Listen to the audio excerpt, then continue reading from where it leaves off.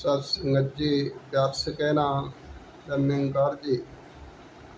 ये सत्संगत जी, आज दुनिया में देखें कि एक जो कहते हैं कि कोई भी काम इंसान जब शुरू करता है या कोई अच्छा घर लेवे या दुकान बनावे या कुछ भी करे, अगर वो नहीं चलता है तो कहीं न कहीं उसके दिमाग में ये बात आ जाती है कि कुछ न कुछ जो है कि वास्तुशास्त्र के हिसाब से ठीक नहीं है।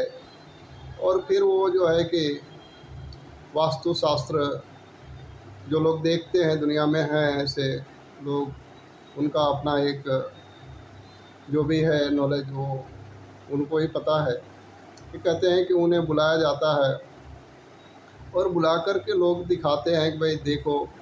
तो अक्सर देखा गया कि घरों में जब वो आते हैं तो क्या करते हैं सत्संगत जी कि वो कहते हैं कि भाई ये दरवाज़ा इस बाजू नहीं होगा, इसको यहाँ से हटा करके इस बाजू कर दो, ये घर की खिड़की इस दिशा में नहीं ठीक है, इस दिशा में कर दो, घर के किचन बदल दो, ये सोफ़ा नहीं चलेगा, ये बेड नहीं चलेगा। ये तमाम तरह की जो बातें करते हैं, तो सत्संगत जी सोचने की बात है कि खिड़की, दरवाजे या सोफ़ा, कुर्सी, मेज़, ये भला इंसान को कहाँ नुकसान पहुँचाते हैं।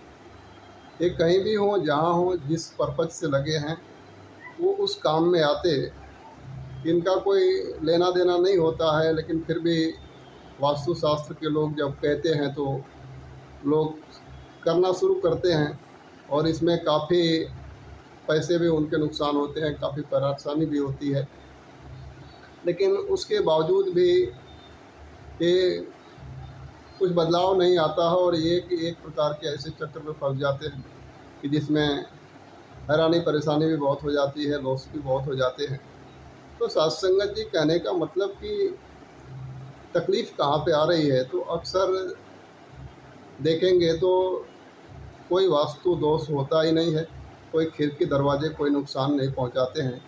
अगर कहीं से नुकसान पहुंच रहा है, लॉस हो रहा है, परेशानी हो रही है, तो वो इंसान के खुद के माइंडसेट के ऊपर है कि अपने ज़िंदगी में वो कैसा सोचता है। अगर जब सोच ही वो बना कर के रखा है कि हमारे जीवन में कोई दोष लग गया है, तो ये करने होंगे, वो करने होंगे, तो फिर उसी प्रकार की घटनाएँ उसके साथ होगी। कहते हैं कि सत्संगत जी, ये नकारात्मक विचार जो होते हैं हमारे दिमाग के अंदर जो घर कर जाते हैं ना, एक प्रकार के एक दिमक की तरह हैं कि अंदर अंदर ही पूरा खा जाते हैं और इंसान को पता भी नहीं चलता है। इसीलिए संत महात्मा कहते हैं कि हमेशा सकारात्मक सोचिए, एक अच्छी सोच का मालिक बनिए। क्योंकि सत्संगत जी, सोचना जो होता है ना, कहते हैं कि हमारा ब्रेन जो होता है वो ब्रह्मांड से कनेक्ट है। वो जो यूनिवर्सल पावर है, जो स्वयं आप निरंकार कहिए, गॉड कहिए, ये सर्वमान जो सर्व शक्तिमान जो ये शक्ति है, इसके द्वारा कनेक्ट है, उससे जुड़ा हुआ है। तो हम सारी शक्तियाँ जो ब्रह्मांड में हैं वो हमारे ब्रेन से के साथ कनेक्ट हैं। हम जो सोचते हैं वो हमारे साथ उस प्रकार की शक्तियाँ काम करना शुरू कर देती हैं और हमारी ज़िंदगी में वैसा ही घटित होने लगता है।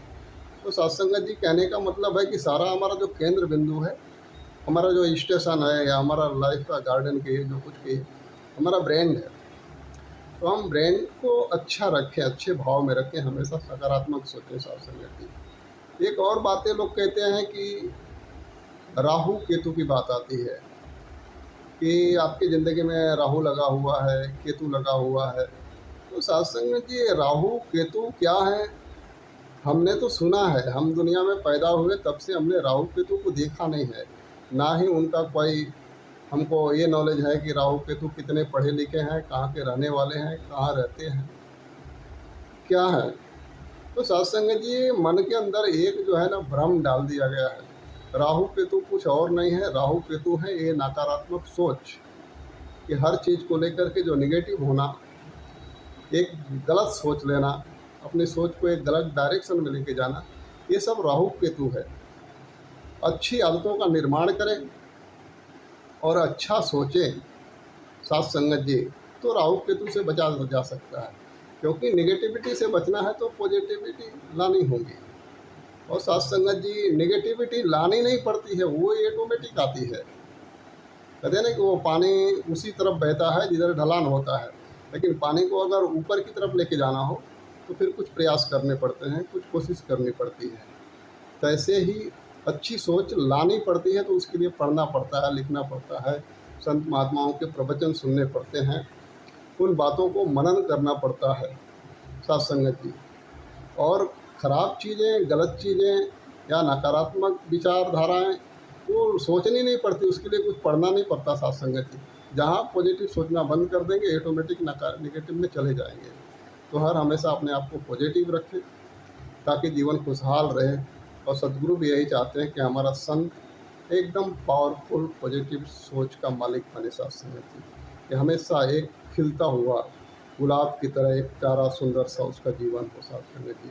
तो आओ सदगुरु के बातों को हम समझें और अपने जीवन को पॉजिटिविटी से भर के साथ संगत जी हमेशा खुशहाल ज़िंदगी जीते हुए अपने जीवन को सदगुरु के चरणों में बिता रहे हैं।